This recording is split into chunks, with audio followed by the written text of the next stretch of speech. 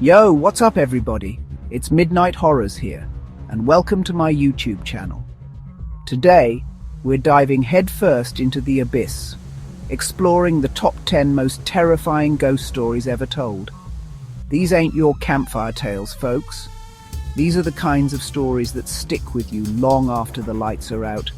The ones that make you question everything you thought you knew about the world. We're talking real-deal hauntings, evil entities, and places where the veil between our world and the spectral realm is razor thin.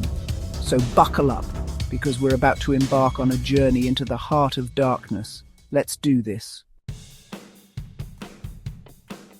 We begin our journey in Adams, Tennessee, with the legend of the Bell Witch. This ain't no friendly Casper, folks. This entity, known only as the Bell Witch, tormented a family for years starting back in the early 1800s. Imagine this. You're just a regular family trying to make a living on your farm, when suddenly things start getting weird. And I'm not talking about your milk going sour kind of weird. I'm talking full-on, unexplainable events. This entity, could talk. It could move objects. It could even physically hurt members of the Bell family. It was relentless. John Bell, the patriarch of the family, was said to have been the witch's main target, suffering from strange illnesses and even being physically attacked. The Bell Witch is a prime example of how the paranormal can impact the living, leaving a mark not just on a family, but on history itself. Next, we head to 112 Ocean Avenue, Amityville, New York. A seemingly ordinary house with an extraordinary and terrifying secret. In 1974, the Lutz family moved into this house, only to flee in terror less than a month later. The reason? They claimed it was haunted by something truly demonic. But here's the thing, this wasn't just any haunting. This house was the site of a gruesome mass murder. 6 members of the DeFeo family gunned down in their beds. Now, I've investigated my fair share of haunted locations, and there's something to be said about places where such violence has occurred. It's like the energy of those events, the sheer terror and pain, gets embedded in the very walls. And that's exactly what the Lutz family walked into. Cold spots, foul odors, strange voices, even physical apparitions. They experienced it all. The Amityville horror is a chilling reminder that evil can linger. And sometimes it's best not to disturb the spirits we don't understand. Now, let's talk about something a little closer to home, something a lot of you might be familiar with. Dolls. But not just any doll, folks. I'm talking about Annabelle. This isn't Chucky. This is a real-deal possessed doll, locked away in a glass case by the legendary paranormal investigators Ed and Lorraine Warren. This seemingly innocent Raggedy Ann doll became a conduit for something sinister, something that wanted to inflict harm. It started small, changing positions, appearing in different rooms. But then things escalated. People reported being scratched, even attacked by this seemingly harmless plaything. The Warrens, who dedicated their lives to investigating the paranormal, recognized the true danger of Annabelle and took her into their care, locking her away to protect the innocent. The story of Annabelle serves as a chilling reminder that evil can take root in the most unassuming of vessels, and sometimes the most innocent-looking objects can harbor the darkest of secrets. Chapter 4. The Myrtles Plantation, Ghosts of the Old South. Our next stop takes us deep into the heart of Louisiana, to a place steeped in history and tragedy, the Myrtles Plantation. This grand old mansion has been called one of America's most haunted homes, and for good reason. It's said to be crawling with restless spirits, each with their own story, their own pain.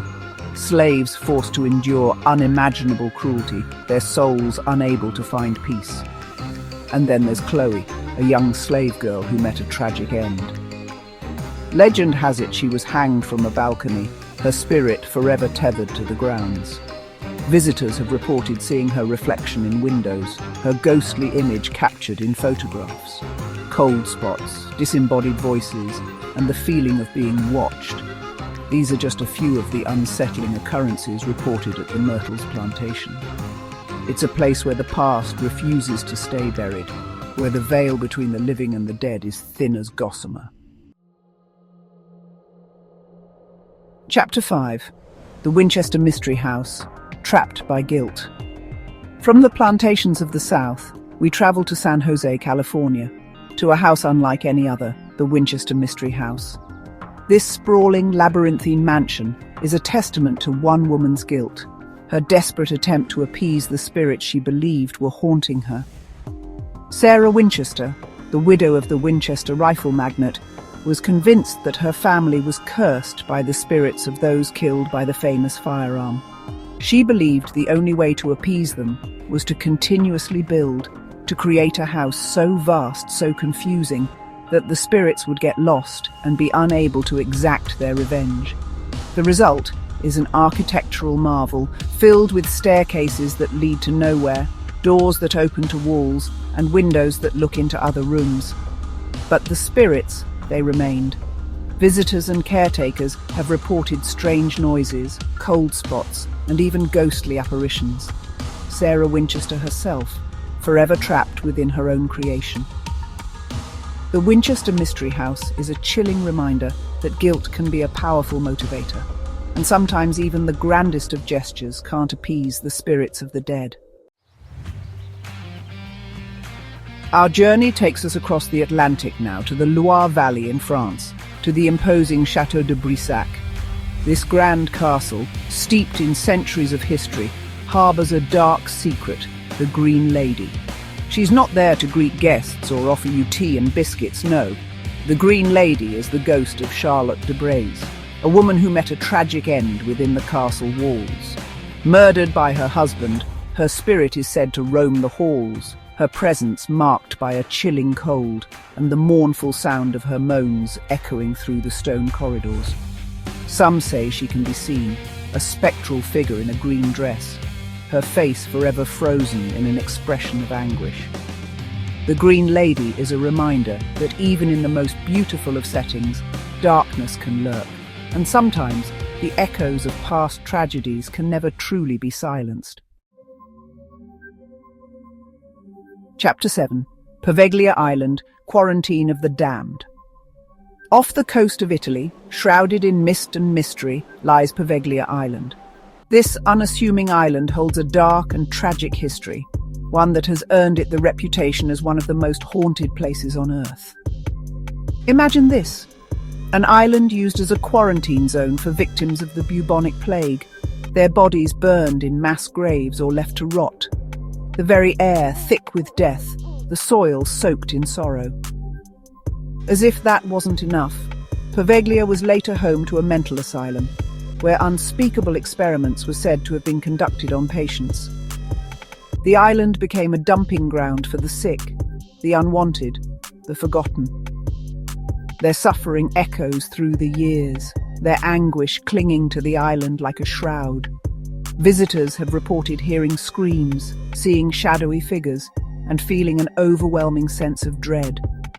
Poveglia Island stands as a stark reminder of the horrors humanity is capable of inflicting and the lingering consequences of our darkest impulses. Chapter 8. The Banshee of Ireland, Harbinger of Death. From the haunted islands of Italy, we travel to the Emerald Isle, the land of myth and legend, Ireland. Here, among the rolling green hills and ancient ruins, whispers travel on the wind, whispers of the Banshee. This is no ordinary ghost story, folks. The Banshee is a harbinger of death, an omen from the other world. Her mournful wail, a chilling keen that sends shivers down the spine, is said to herald the impending death of a family member. Some say she appears as a beautiful woman, dressed in white or grey, while others describe her as a haggard old crone, her eyes filled with ancient sorrow. Whether you believe in her or not, the legend of the Banshee is deeply ingrained in Irish folklore, a chilling reminder of our own mortality and the thin veil that separates our world from the next. Chapter 9. The Tower of London. Ghosts of Royalty. We return now to England, to a place synonymous with power, intrigue and death. The Tower of London. This historic fortress, once a palace, a prison and an execution ground, is said to be teeming with restless spirits.